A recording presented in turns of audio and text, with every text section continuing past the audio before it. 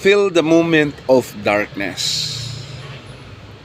Sana wag nating ma-misinterpret dahil mahalaga ang mensahe nito sa buhay ng tao. Kailangan mong makita, kailangan mong maramdaman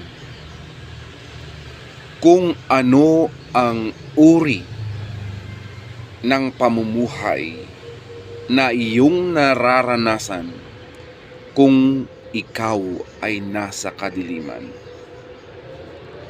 At kapag madilim, tiyak, iisa lang ang iyong hahanapin.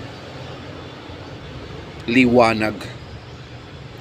Yan ay naranasan ng mga Israelites at yan din ang naging dahilan upang hinanap nila ang liwanag.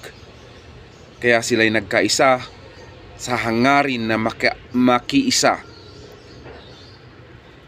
sa plano ni Moses.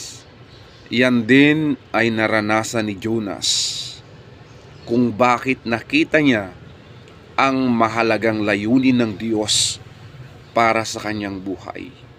Noong siya ay naroroon, damang-dama ang sitwasyon, power ng kadiliman sa kung saan siya naroroon. Iyan ang mensahe ng feel the moment of darkness. Dahil kung hindi mo nakikita o hindi mo nararanasan kung ano ang dulot ng kadiliman sa iyong buhay, hindi mo hahangarin hanapin ang liwanag. Na ang liwanag na ito walang iba kundi ang Diyos na siyang magbibigay